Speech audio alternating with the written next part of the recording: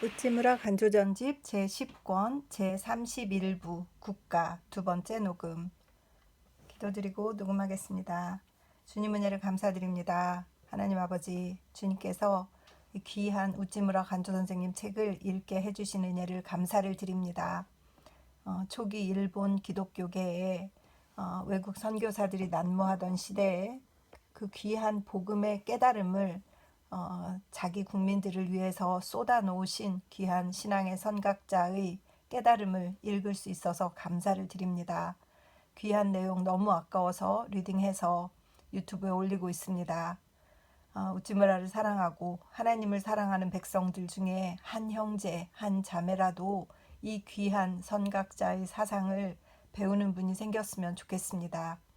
우리를 광고해 주는 것은 우리를 사랑하는 친구들이다 라고 셰익스피어가 말씀하신 것처럼 우리를 사랑하는 성령님께서 우리 친구 되시어서 귀한 더 많은 친구들에게 이 소식을 전해줄 수 있도록 주님께서 도와주시옵시기만을 간절히 바라고 기도드립니다. 리딩 가운데 함께 하시는 주님께 감사를 드리며 고마우신 우리 주 그리스도 예수님 이름 받들어 기도드렸사옵나이다. 아멘. 오늘은 서양의 모범 국가 덴마크에 관하여 나는 소호 선생 및 다른 여러분들에 의해 서양의 이상 국가인 덴마크가 국민 신문을 통하여 우리 국민들에게 소개되었던 것을 몹시 다행스럽게 생각합니다. 사실은 나도 역시 덴마크를 사랑하는 일본인 가운데 한 사람입니다. 지금으로부터 5년 전에 어떤 일에 감격하여 나는 덴마크 이야기, 일명 믿음과 수목으로 나라를 건진 이야기라는 제목이 붙은 소책자를 발행했습니다. 그런데 그 책자가 생각지도 않던 곳에서 생각지도 않던 사람들에게 읽혀져서 오늘날까지 내가 아는 범위 내에서 이 소책자를 읽고 감격해서 여러 동포가 분발하였고 혹은 자기가 소유하는 토지에 나무를 심기도 했고 혹은 관직에 있으면서 나무 심기를 더 한층 권장하는 사람도 생겼습니다. 아마 이 소책자의 감화를 받아 일본 본토 및 한국에서 몇백만 그루의 나무가 심어졌을 것이라 생각됩니다. 이는 우리 일본을 위하여 내가 할 수 있었던 최선의 사업이었습니다. 그래서 지금부터 100년 후에는 나 같은 사람이 이 나라에 몇천만 원이라는 재산을 제공하는 터전을 놓았다고 생각하면 몰래 남몰래 회심의 미소를 띠지 않을 수 없습니다. 그것뿐만 아니라 이 소책자에 감격해서 몸소 덴마크 농업 시찰을 갔었다는 지사도 있다는 말을 들었습니다. 또 아직까지 미국에 있으면서 특히 조림학을 연구하고 있는 동지도 있습니다. 참으로 심어야 될 것은 나무입니다. 그리고 만일 자기가 나무를 심을 수 없으면 다른 사람으로 하여금 나무를 심게 할 수도 있습니다. 다나카 세이조군이 종종 말했습니다. 니코 산에 나무를 심은 분은 시라카와 라쿠오 씨이다. 그것을 후르가와 이치베가 정부에서 싸게 사들여서 아시오동 산을 건설하여 산을 벌거 벗기고 논밭을 황폐하게 만들었다. 일본의 옛날 정치가들이 나무 심기에 주력했던 것은 덴마크국의 오늘날의 정치가들이 나라의 기초를 살림에 두려고 하는 것과 같았으리라고 생각합니다. 오늘날의 일본 정치가들이 급하게 나라를 부강하게 만들고 자기 집을 부하게 한다면서 나무를 심기보다는 오히려 나무를 베고 광산 사업에만 주력하고 조림 사업을 등한히 하는 것은 그들의 마음 바탕이 옛날의 정치가와 전혀 달라졌기 때문이라고 생각됩니다. 일본에도 옛날에는 덴마크에 있던 것 같은 평화적 애국자가 있었습니다. 우리가 우리나라의 부흥의 모범을 외국에서 찾지 않을 수 없게 된 것은 참으로 통탄할 일입니다. 2. 나는 덴마크를 우리나라에 조금 소개할 수 있는 영광을 누렸다. 그런데 그보다 더 앞서 나를 덴마크인에게 소개해준 분이 있었다. 그분은 그 나라의 콜댕시에 사는 마리아 울프 여사였다. 그녀는 영국과 독일의 유명 서적을 덴마크어로 번역한 것으로 유명한 여류 문학가였다. 다행스럽게도 내가 서투른 영문으로 쓴 나는 어떻게 크리스천이 되었는가 및 대표적 일본인이 그녀의 눈에 띄었다. 그래서 훌륭한 덴마크어로 수도 코펜하겐에서 출판되었다. 나로서는 이보다 더 큰 명예가 없었다. 이리하여 나는 많은 덴마크인을 나의 사상과 믿음의 벗으로 삼게 되었다. 나는 특히 사이고 다카모리, 니노미야 손도쿠, 니치렌 상인 등을 북유럽 국민들에게 소개할 수 있어서 참 기뻤다. 그 후에 아까 말한 두 책이 스웨덴어와 핀란드어로도 번역되자 나는 나의 조국인 일본에서보다도 북유럽 여러 나라에서 더 많은 친지를 갖게 되었다.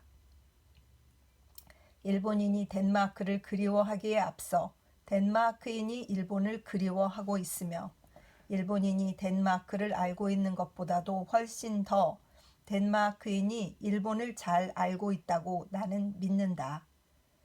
일본은 오늘날까지 덴마크를 작은 나라라고 해서 업신여겨왔다. 이는 우리로서 큰 수치다. 이제라도 눈을 떠서 우리는 이 서양의 모범국에서 크게 배워야 한다. 덴마크는 이상적인 농민의 나라다. 큰 국가는 농업으로야 이룩할 수 있다는 것이 덴마크가 세계에 가르쳐주는 교훈이다. 큰 나라가 되려면 영국 같은 상업국가나 또는 미국 같은 공업국가가 되어야 한다고 생각하는 것은 큰 잘못이다. 덴마크는 우리나라 큐슈보다 약간 더 큰 면적과 겨우 300만 인구로서 주로 농업으로 전 세계의 존경심을 끌기에 족한 국가적 생명을 유지하고 있다. 그 문학, 미술, 철학, 종교로 인류의 향상에 공헌한 바가 크다. 그 수출품은 주로 버터, 치즈, 곡물류 등으로 그 총액이 4억 원에 달한다. 덴마크인 한 사람의 소득액은 영국인 또는 미국인의 한 사람의 소득액보다 더 많다. 그런데 이는 주로 농산물 수출에서 얻은 것임을 안다면 놀랄 수밖에 없다. 일본은 원래 농본국이다. 이제부터라도 덴마크에게서 많은 것을 배워서 농업으로 강대한 평화적 문명국을 이룩해야 할 것이다. 1924년 9월 국민신문. 국가와 기독교. 오늘날의 어려움. 1898년 7월 11일 소슈 하야마 여름학교에서 나는 미국에서 돌아온 지 올해로써 꼭 10년이 됩니다만 그동안 내게는 일요일, 즉 안식일이라는 것이 2년에 한 번씩 밖에 안 돌아옵니다. 일주일에 한 번씩 와야 할 일요일이 2년에 한 번씩 밖에는 안 오다니 그건 왜 그런가 하면 이 철에는 종교에 관한 말씀을 하고 또 종교가 같은 사람들과 더불어 내가 이야기를 할 기회는 내게 있어서 실제로 여름 학교 때 밖에는 오지 않습니다. 그런데 여름 학교는 관동과 관서에서 번갈아 가면서 열리는데 나는 관서가 제일 싫기 때문에 관서 쪽에는 안 갑니다. 웃음. 관동이 아니면 될 수 있는 대로 안 가기로 규칙을 정해 놓았기 때문에 만 2년에 한 번 밖에는 내 차례가 안 돌아옵니다. 그렇기 때문에 제발 올해는 관동이기 때문에 와주십시오 하고 부탁을 받았을 때는 약간 질려서 나는 올해는 안 가겠습니다 하고 말은 했지만 그러나 속으로는 기분이 좋아요. 웃음. 왜냐하면 내게는 교회라는 것이 없어요. 삿포로에서 나온 이래 어느 교회고 간에 내 마음에 드는 교회가 없어요. 그래도 역시 인간이기 때문에 친구가 그립습니다. 어디서든지 나의 생각을 말하고 또 여러분의 생각을 듣는 곳이 있었으면 좋겠어요. 그런데 많은 사람들에게는 하나님이 일주일에 한 번씩 그런 즐거움을 주시지만 내게는 그런 즐거움이 2년에 한 번씩밖에 주어지지 않아요. 이런 형편에 내가 처해 있기 때문에 오늘 밤 어떤 말씀을 해야 할지 모르겠어요. 일주일에 한 번씩 설교를 해도 하고 싶은 말이 태산같이 많은데 2년에 한 번씩밖에 안 오는 안식일이기 때문에 하려면 할 말이 얼마든지 있습니다. 그러나 실제로는 그렇게 말할 시간이 없어요. 그래서 내가 보는 대로 오늘날의 사회에 우리가 처해 있는 입장에서 오늘날은 어떤 세상인가? 우리가 어떤 시대에 태어나서 어떤 나라에서 일하고 있는가? 이런 문제에 관해서 나는 늘 혼자 꿍꿍 앓고 있는 사람이기 때문에 먼저 있는 그대로를 말씀드리려고 합니다. 물론 이 말씀을 드리려면 나는 미리 말씀해 두겠습니다마는 참으로 절망적인 결론에 도달하지 않을 수 없습니다. 우리는 극히 어려운 위치에 처해 있습니다. 만일 오늘 밤 단 한 번만의 모임이라면 나는 여러분에게 그런 괴로운 이야기만 하고 가야 합니다. 그러나 나는 물론 괴로운 일만이라고 생각지는 않습니다. 참으로 괴로운 세상에 태어나서 생각지도 않던 시대에 하늘이 나를 이런 곳으로 보내주셨다는 생각이 들 때도 있지만 그러나 그에 알맞는 방법도 있다고 나는 생각하고 있습니다. 또 아무리 괴로운 환경에 처해 있다 하더라도 그것을 이길 힘이 어디엔가 예비되어 있을 것이라고 나는 믿습니다. 그렇기 때문에 나의 말씀은 비극에서 시작하여 희극으로 끝나게 되어 있습니다. 그래서 오늘이라는 것에 대해 오늘 밤 말씀드리고 싶습니다만 아시다시피 오늘을 안다는 것은 어려운 일 중에도 어려운 일이지요.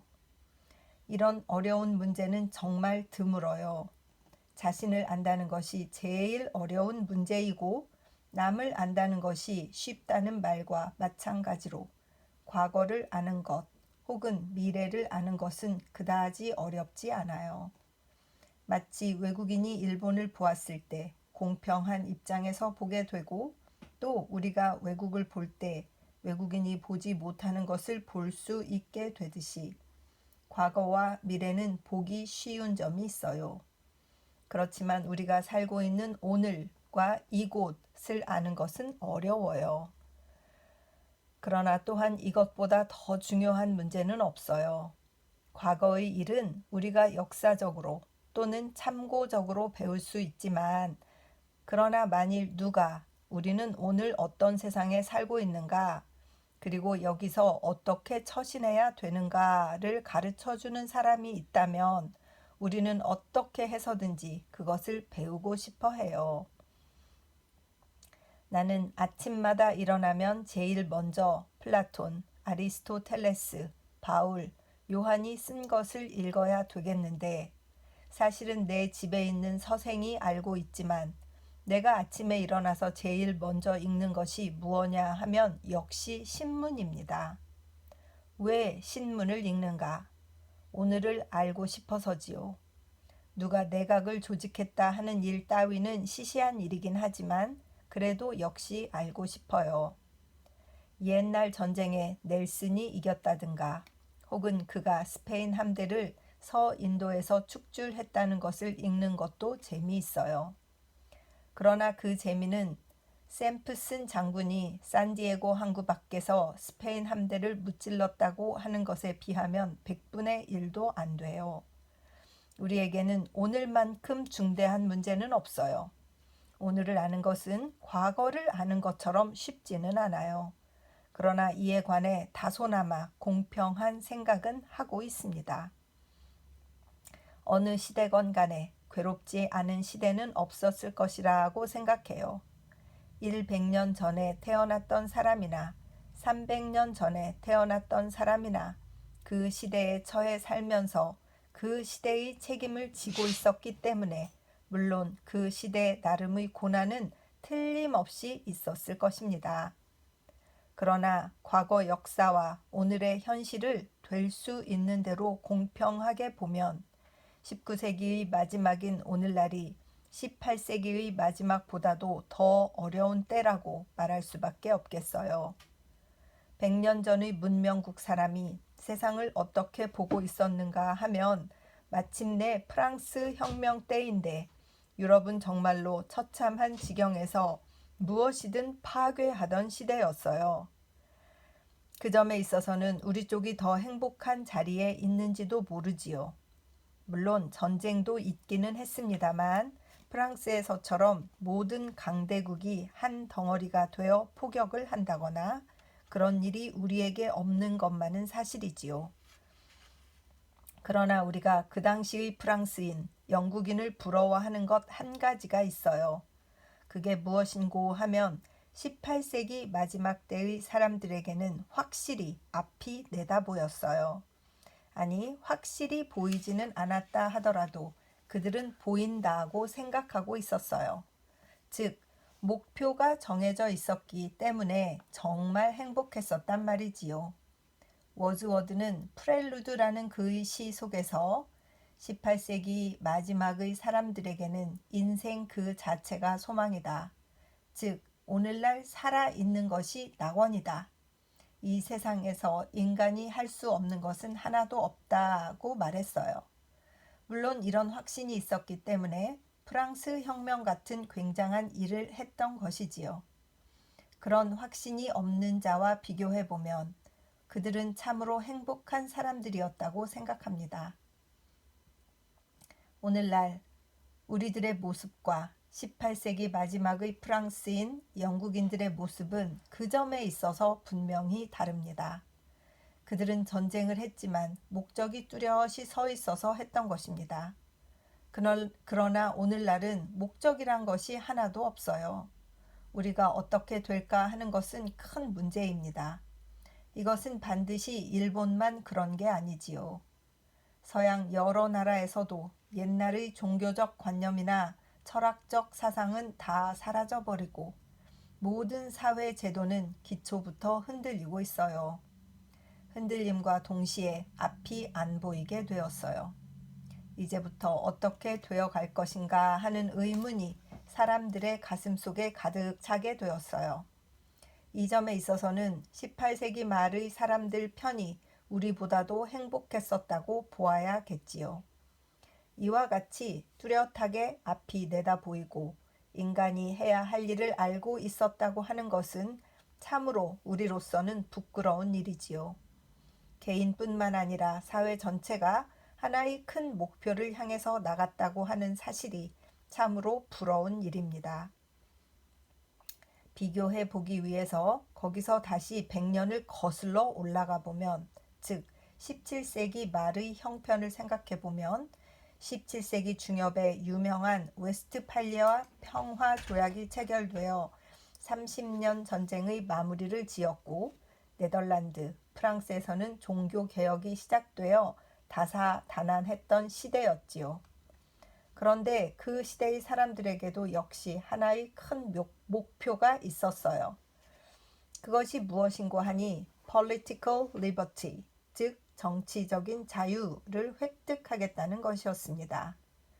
즉 17세기 말의 유럽인은 개인이라는 것의 특권을 인정했어요. 영혼을 갖고 있는 인간에게는 그에 알맞은 권리를 부여하지 않으면 안 된다고 하는 것이 그들 가운데 정설이 되었어요. 그것이 그들의 주된 목표였기 때문에 철학도, 종교도, 산업도 모두 그쪽으로 기울었지요. 그 점에 있어서는 17세기 말의 사람들이 오늘날의 우리보다도 더 행복했다고 봅니다. 즉 사회에 하나의 방침이 있었어요. 그리고 더 거슬러 올라가서 16세기, 15세기에 관해서 이야기해보면 재미있겠지만 끝이 없기 때문에 그만둡니다마는 아무튼 우리와 그들이 다른 점은 우리는 오늘날 의심을 잔뜩 품은 채 한 세기를 보내고 있어요.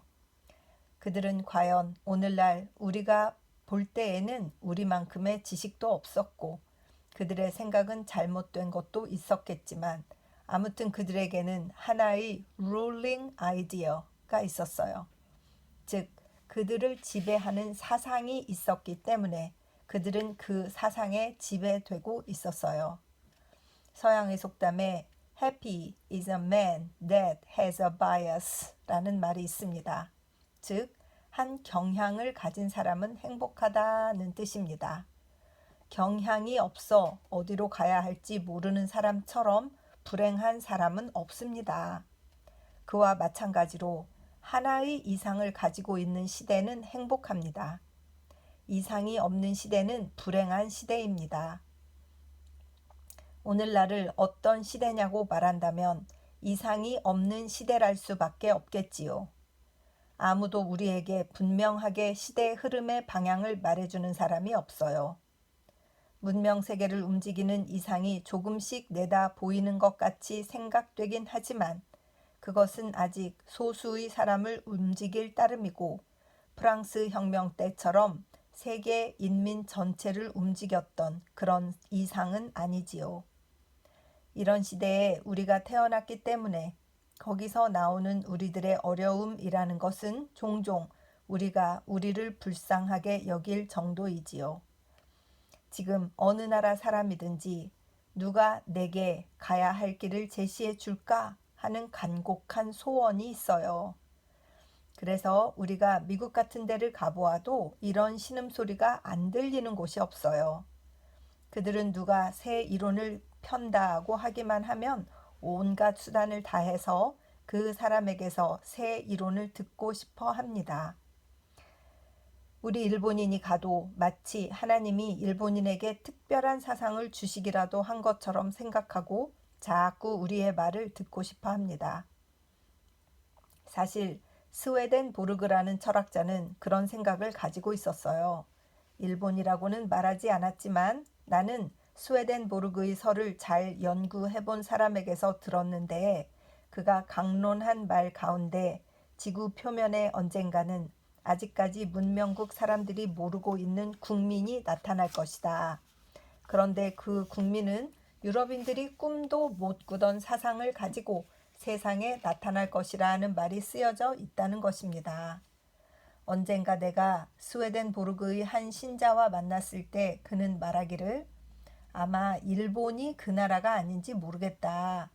이 방황하고 있는 19세기에 일본이 하나의 이상을 줄 나라가 아닌지 모르겠다. 나는 당신의 의견을 듣고 싶다고 하며 나를 친절히 대접해 주었을 뿐만 아니라 나의 마음속에 있는 것을 모두 알려주려고 애쓴 사람이 있습니다. 이런 시대이기 때문에 아무튼 이 19세기 말에는 인류가 방황하는 시대입니다. 이런 시대에 우리가 태어났습니다. 좀 더 일찍 태어났더라면 좋았겠지만 그것은 소용없는 이야기이고 이런 시대에 태어난 불행만 탓할 따름입니다.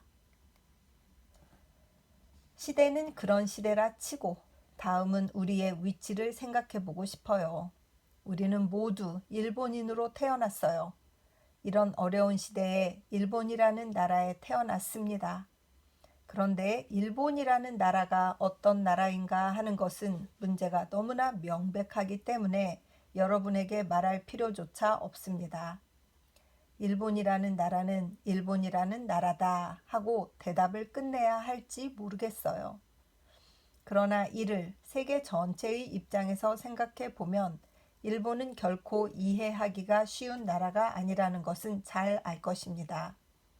오스트리아인이든 노르웨이인이든 혹은 네덜란드인이든 벨기에인이든 간에 오늘날의 우리처럼 이상스러운 자리에는 놓여 있지 않아요. 사실은 내가 쓴 보잘것없는 지인론에도 일본의 특별한 위치를 논했어요. 내가 그 책을 쓴 지가 오늘로써 5년쯤 되지만 아직 그 설은 변함이 없어요. 즉 일본의 위치는 동서 문명을 결부시키는 것입니다. 지리학상으로 그런 위치에 있는 것이라는 설은 바뀌지 않았습니다. 일본의 역사가 그렇게 되어 왔어요. 일본의 인종이 그렇게 되어 왔다고 하는 설은 역시 지인론에 쓴 그대로를 아직 믿고 있습니다.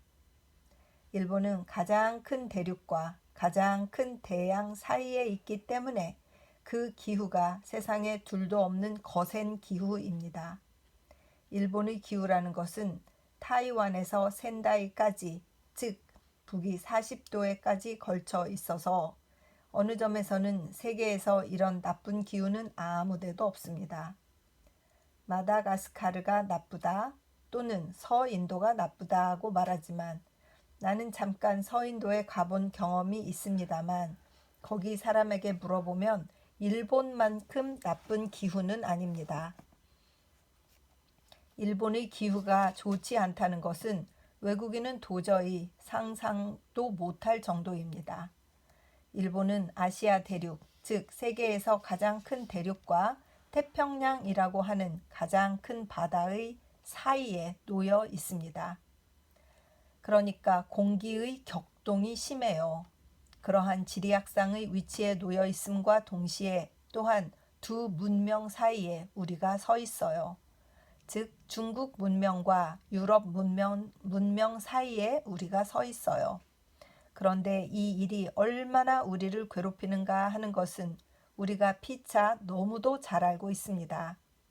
중국인의 경우에는 종종 중국인에게서 들어도 보고 또 중국인에 대해서 잘 알고 있는 사람에게 들어보아도 그들은 우리보다 훨씬 더 안락한 백성인 듯 합니다. 물론 중국인 사고에도 요즘 와서는 차츰 문명 사상이 들어왔다고 생각되지만 그러나 새 사상이 중국인의 사회 제도를 변동시키지는 않았습니다. 그들은 공자의 교훈을 믿고 또는 공자 이후에 들어온 모든 종교를 믿는 데 있어서 우리가 오늘날 경험하고 있는 어려움에는 별로 부딪히지 않았어요. 그들의 사회 제도는 딱 고정되어 있기 때문에 영국처럼 된다든가 프랑스처럼 된다든가 세계의 강대국 중에 자기 나라를 끼게 만들어야겠다든가 하는 앰비션은 그들에게 일어나지 않아요. 그들의 사회제도는 딱 정해져 있어요. 그렇기 때문에 이런 현상이 그들의 상업에도 나타나서 그들의 상업 방침은 이미 정해져 있어요. 중국의 상인이 요코하마에서 거래를 할 때에도 우리같이 불규칙한 짓은 하지 않아요. 그들은 일치 단결해서 팔 때에는 함께 팔고 살 때에는 함께 삽니다. 또는 약속을 지킵니다. 서로 도와가며 파산당하지 않도록 노력합니다. 이런 점에 있어서는 그들 쪽이 우리보다 훨씬 앞서 있어요. 이건 아무것도 아닙니다. 그들의 제도가 정해져 있기 때문입니다. 방침이 정해져 있기 때문입니다. 그러나 우리는 그렇지 않아요. 우리는 문명국이 될 수 있어요. 열국의 중간에 우리를 끼울 정신이 있고 기백이 있습니다. 유럽 제1등국과 같이 될 수 있다고 생각합니다.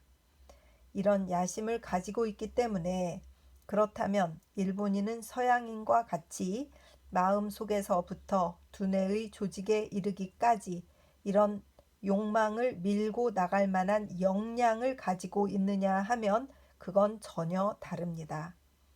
흔히 말하기를 일본인은 대단히 진보 사상이 많다. 중국인과 비교해 보면 대단히 진보 사상이 많다 하지만 그러나 세상의 실제 문제에 조금만 부딪혀 보면 일본인은 실제 뱃속에서는 대단히 보수적인 국민이라는 것을 잘 알 수 있습니다. 일본인은 자유라는 말을 자주 씁니다. 그러나 일본인이 말하는 자유와 영국인의 리버티와는 아주 다릅니다. 그래서 오늘날에는 영어를 알고 있는 사람은 리버티, 즉 자유가 무엇인지를 알지만 그러나 조금도 모르는 사람이 보면 자유란 임금님께 대해서 반역이라도 도모하고 있는 것처럼 생각되는 것입니다. 그러나 자유란 심령의 자유를 말하는 것으로 이것은 깊은 종교상의 신념에서 나온 것임을 인정하는 사람은 대단히 적습니다. 내가 얼마 전 어떤 유명한 정치가를 만났을 때 이런 문답을 했습니다. 당신은 일본에서 헌법 정치가 실제로 시행되고 있다고 생각하십니까? 시행되고 있다고 생각합니다.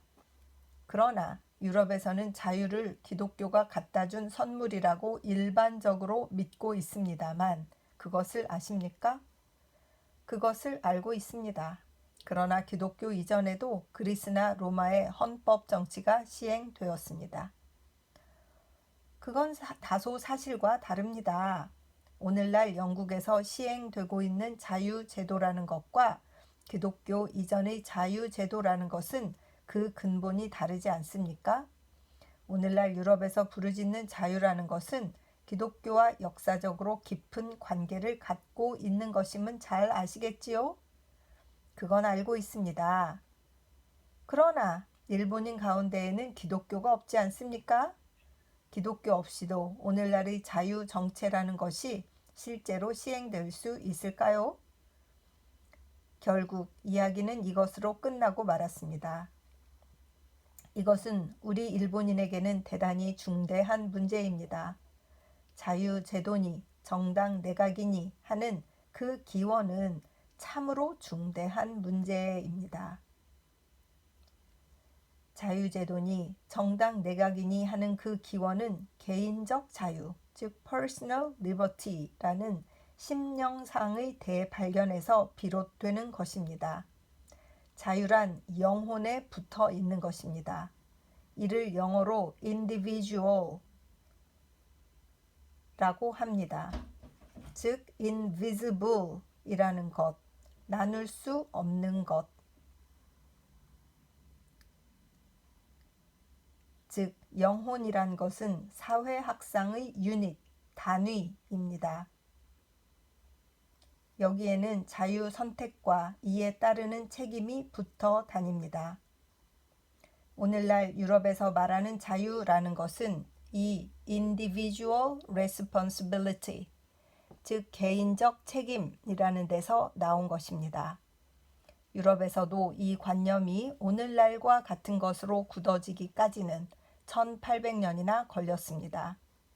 중세시대 1300년이란 것도 사실은 이를 위한 준비 단계였습니다. 중세시대의 깊은 심령상의 경험 없이는 자유라는 것이 나올 수 없었을 것임에 틀림없지요. 그런데 일본에는 이와 같은 자유의 관념이 있습니까? 우리의 자유제도라는 것은 유럽인을 흉내내는 것이 아닙니까? 즉 우리는 자유의 형체만 가지기를 원하고 있고 그 정신은 모르는 자가 아닙니까? 만일 일본인이 이대로 나간다면 일본의 헌법 정치라는 것은 세계 역사에 그 실패를 본보기로 남겨주는 것이 고작이 아닐까요? 아까도 말씀드린 대로 일본은 가장 큰 대륙과 가장 큰 대양 사이에 가로놓여 있는 나라로 가라후토 해협이라는 얕은 바다에서 아시아 대륙으로부터 분리되어 있습니다. 마치 아시아의 출장소 같은 것이어서 일본인은 그 겉 문명으로 보기에는 중국, 한국, 만주에서 떨어져 있지만 그 내심으로는 가라후토 해협보다도 얕은 바다에서 아시아 대륙과 결부되어 있습니다. 즉 우리는 외형적으로는 유럽인이요 내심은 아시아인입니다. 이와 같이 우리는 이런 어려운 시대에 이런 어려운 나라에서 태어난 사람들입니다. 그러나 나로서는 한 가지 더 곤란한 일이 있어요. 그것은 무엇이냐 하면 나는 기독교를 믿었다는 사실입니다. 며칠 전 어떤 외국인 선교사를 만났는데 그분은 나를 몹시 축혀 세우면서 당신은 참 행복한 사람이다. 당신은 하나님의 특별한 은혜로 천만인 가운데서 선택을 받아 일찍이 복음을 믿어 천국 백성이 되었다. 당신은 이 일에 관해서 하나님께 깊이 감사하지 않으면 안 된다고 말했습니다. 그러나 나는 그에게 대답했습니다. 그처럼 축혀 세우지 마십시오. 내게는 기독교를 믿었던 것이 행복이 아니라 큰 불행입니다. 옛날 그리스의 어떤 철학자는 하나님께 대해 감사할 일이 세 가지 있다고 말했습니다. 첫째는 짐승으로 태어나지 않고 인간으로 태어났다는 것이고, 둘째는 여자로 태어나지 않고 남자로 태어났다는 사실, 셋째는 이방인으로 태어나지 않고 그리스인으로 태어났다는 사실이라고 합니다. 나로서도 그와 마찬가지로 후회하는 것 세 가지가 있습니다. 첫째는 이 세상에 태어났다는 사실입니다. 태어나지 않았더라면 이런 괴로움은 당하지 않았을 텐데 말입니다. 둘째는 서양에 갔던 일입니다. 태어났더라도 서양에 가지 않았더라면 일본의 나쁜 점이 보이지 않기 때문에 그 개혁의 필요성을 느끼지 않았을 것입니다. 그리고 셋째의 큰 실책은 기독교를 믿었다는 일입니다. 만일 이것만 믿지 않았더라면 큰 이상이 내 마음속에 끓어오르지 않았을 것이기 때문에 세상과 더불어 충군 애국론 정도를 부르짖으며 만족하고 살았을 텐데 말입니다. 이렇게 말하자 그 선교사는 몹시 놀랐습니다. 여보세요. 그것은 큰 잘못입니다. 당신은 죽은 후에 천국에 갑니다. 나는 그래서 또 그에게 대답했습니다. 나에게는 천국은 아무래도 좋습니다. 나는 현재의 고통으로 천국의 즐거움을 잊고 있습니다. 농담이 아닙니다. 정말입니다. 이 나라에서 기독교를 믿었다는 것이 큰 불행입니다. 처신하는데 큰 어려움이 있습니다. 앞서도 말씀드렸듯이 아시아 대륙에서 떨어져 있는 이 나라이기 때문에 일본은 그 지리학상의 위치에 있어서나 그 국민의 사상에 있어서 분명히 동양의 일부분입니다. 그런데 기독교는 서양에서 온 것이고 서양을 만들었던 것은 기독교이기 때문에 기독교를 믿으면 정신적으로 서양화 되는 것입니다. 물론 기독교를 믿었다고 해서 내가 일본을 버렸다는 것은 아닙니다. 아니, 그 전보다도 더 깊이 일본을 사랑하게 되었습니다. 그러나 나의 사상에는 이로 인해 큰 변동이 일어났고 나는 중심으로 동양주의를 포기하게 된 것만은 확실합니다. 그리고 다가오는 고통은 내가 기독교를 깊이 믿으면 믿을수록 더 늘어납니다. 어떤 사람은 믿음의 부흥이 올 때 즐겁다 하고 외치지만 내게는 믿음이 늘어날 때는 고통이 늘어나는 때입니다. 세상에는 불평가가 잔뜩 있습니다. 그러나 기독교를 믿는 우리 같은 불평가는 아마 없겠지요. 왜냐하면 기독교는 사상의 근본에 큰 변동을 가져다 주기 때문입니다. 마치 미국인이 사용하는 말 4마리가 끄는 쟁기 같은 것으로 지하 3, 4척의 깊이까지를 파헤치기 때문입니다. 즉, 우리 심령 한가운데 들어오셔서 이제까지 다 본 적이 없는 감정에 닿고 사상을 근본적으로 뒤엎어버리기 때문입니다. 이로 인해서 신경은 날카로워지고 우리의 이상은 몹시 높아집니다. 그와 동시에 우리 자신의 결점이 뚜렷하게 드러납니다. 또 사회의 결점도 역력히 알 수 있게 됩니다. 이리하여 자신에게나 사회에 대해서나 불평과 불만이 겹겹이 쌓입니다. 그렇지 않다면 도리어 이상한 것입니다. 이런 고통이 느껴지지 않는 사람은 기독교를 믿는 사람이 아닙니다. 그러므로 매일 찬송가만 부르며 조금도 고통을 느끼지 않는 이른바 기독교 신자란 사람을 볼 때 그 사람의 믿음을 나는 의심합니다. 이와 같이 이런 이상이 없는 시대에 태어나서 일본이라고 하는 서양과 동양과의 혼혈화 같은 나라에 태어나서 게다가 또 기독교라고 하는 괴로운 종교를 믿었기 때문에 오늘에 처한 우리들의 어려움이란 정말 일찍이 볼 수 없었던 것입니다. 무슨 일에나 단순성과 확실성이 부족한 것이 오늘날의 일본의 상태입니다. 서양주의도 아니고 동양주의도 아닙니다. 외면은 유럽이요 내부는 중국입니다. 그러므로 이런 시대에 단순한 믿음을 따라 확고한 이상을 실천에 옮기려면 우리와 사회와의 충돌은 피할 수 없습니다. 이것은 우리가 싸움을 좋아하기 때문에 충돌하는 것이 아닙니다. 마치 어린이가 기둥에 머리를 부딪혔다고 해서 그 기둥을 꾸짖고 때리듯이 이것은 부딪힌 어린이가 나쁜 것이지 움직이지 않는 기둥이 나쁜 것은 아닙니다. 그렇다고 해서 우리가 세상 때문에 확신을 굽힐 수는 없습니다. 참으로 이런 세상에서 충돌 없이 원만하게 이 세상을 넘기는 사람은 수상한 사람이라고 보아야겠지요. 이런 시대에 이런 나라에 태어나서 참되게 기독교를 믿는 사람이 충돌도 않고 이 세상을 잘 넘길 수 있는 사람이 된다면 나는 그 사람에게 그 비결을 듣고 싶습니다. 어떤 때는 그런 원만한 사람이 있다는 말을 듣고 가보면 터무니없는 손해를 보는 때가 있어요. 이런 사람은 머리가 돈 사람이 아니면 기독교도 아무것도 갖지 않은 사람이라는 것을 알았어요. 아무리 박식다재한 사람이라도 만일 그 사람이 진실한 사람이라면 이런 혼탁한 세상에서 아무 충돌 없이 뚫고 나갈 수는 없을 것입니다. 그렇다면 우리는 어떻게 하면 될까요? 우리는 이 세상에 항복해야 할까요? 그렇지 않으면 나가서 전사해야 할까요? 이 처세상의 전략에 대해서 나는 좀 생각해 본 것이 있으니까 그것은 내일 말씀드리고자 합니다. 박수! 1899년 6월 도쿄 독립잡지. 여기 덧붙이는 말이 있어요. 1927년 7월 29일 같은 하야마에서 구고의 편찬을 끝내다. 옛날의 하야마는 이제 흔적도 없다.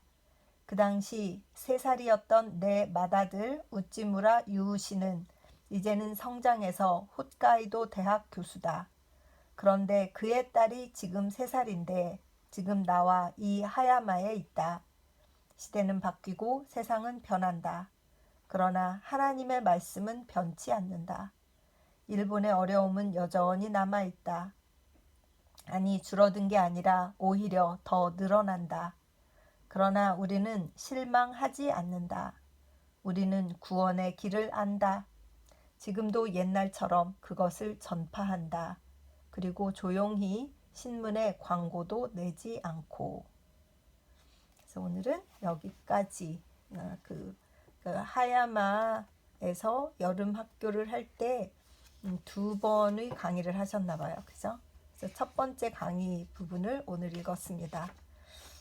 처음 초기 기독교 신자로서 일본이라는 독특한 지리적 상황에서 우찌무라 선생님이 가졌던 여러 가지 갈등과 기독교인으로서 가져야 할 생각, 서양과 동양 사이의 이 끼어있는 나라 일본에서 겪는 그러한 고통을 좀 호소하는 그러한 내용이었습니다. 대한민국도 중국의 땅 끝에 붙어있는 한 반도로서 또 일본을 거쳐서 들어오는 일본의 문화들, 또 일본의 기독교를 거쳐 들어오는 유럽의 그 일본화된 기독교들, 여러 가지들 영향을 많이 받고 있잖아요. 지금도 뭐 영향이 없다고 할 수는 없죠. 그런 상황에서 가장 말씀으로 거듭나려고 하는 몸부림치는 신앙인의 이 국가관, 이 신앙관 이런 것들에 대해서 정말 고통스러워했던 그 모습을 엿볼 수가 있었습니다. 정말 이렇게 태어난 나라가 중요하구나 이런 생각을 하게 되고 태어난 시대 이런 것들이 중요하구나 이런 생각이 들었습니다. 엊그제 무슨 채널을 들으니까 그 스페인 독감이 1920년대에 그때 있었는데 그것이 최근에 있었던 전염병 중에 마지막으로 세계를 타격을 입혔던 전염병이었다는 거예요.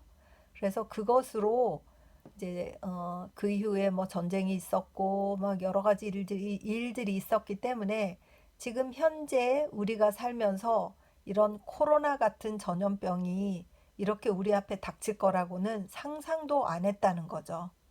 그거는 과거의 일이야. 우리에게는 없어. 이제 그런 전염병은 없지. 뭐 예방접종도 많이 하고 있고 의학이 발달했잖아. 이렇게 생각했는데 지금 더할 수 없는 코로나가 전 세계를 꽉 막고 있잖아요. 오히려 세계화된 지금 전염병의 위험이 더 크니까 그 이야기를 들으면서 정말 그렇다는 생각을 했어요. 저도 전쟁도 한 번도 겪지 않았고 이런 막 급변하는 세상의 그 히스토리에 휘말리는 삶을 살지 않았구나라고 생각하고 있었는데 코로나가 닥친 거예요. 이거는 보이지 않는 바이러스와의 전쟁이기 때문에 우리가 어떻게 준비를 해도 걔가 어떻게 뚫고 들어올지를 모르겠는 거예요. 그래서 어, 이런 시기에 기독교인으로서 무엇을 깨달아야 되는 것인가? 하나님의 어떤 메시지가 이 코로나 시대에 전해져야 할 것이며 하나님이 하시고자 하는 말씀은 과연 무엇일까? 이런 생각을 하는 시간이 있었는데 우지무라 선생의 이 1899년 이때 어, 이 여름 학교에서 그 본인의 정체성, 아이덴티티 그리고 기독교인으로서의 신념 이것의 갈등을 잘 그려내신 리딩을 읽다 보니까 우리는 지금 우리의 젊은이들에게 어떤 얘기들을 해줄 수 있을까 이런 생각을 한번 해보게 되는 그런 리딩이었습니다. 기도드리겠습니다. 주님 은혜를 진심으로 감사드립니다. 코로나 시대에 살고 있는 우리가 세상을 살면서 우리의 지정학적인 위치나 문화적인 상황이나 세상과의 교류나 이런 모든 점에 있어서 기독교인으로서 과연 우리는 행복한가? 과연 우리는 불행한가? 이런 질문을 던지지 않을 수가 없구나 하는 생각을 갖게 되었고 어려운 가운데에서도 믿는 사람의 삶의 태도는 과연 어떠하며 이 시대에 하나님이 던지시고자 하는 메시지를 나는 과연 잘 캐치하고 있는가 하는 질문을 하게 되었습니다. 지난 일에 대해서 평가하는 것은 쉽지만 그 가운데 소용돌이 치는 한가운데 살고 있을 때는 잘 판단이 서지 않을 때가 있는데 이럴 때 진정으로 성령 충만한 사람이 되어서 하나님의 뜻을 감지하고 이 시대를 잘 극복해 가며 다른 사람을 돕고 함께 걸어갈 수 있는 그런 그리스도인이 되고 싶습니다. 주님 도와주시어서 지혜롭게 하여 주시옵시고 세상을 읽을 수 있는 눈을 허락하여 주시옵소서. 감사드리며 고마우신 우리 주 그리스도 예수님 이름 받들어 기도드렸사옵나이다. 아멘. 사랑하고 축복합니다.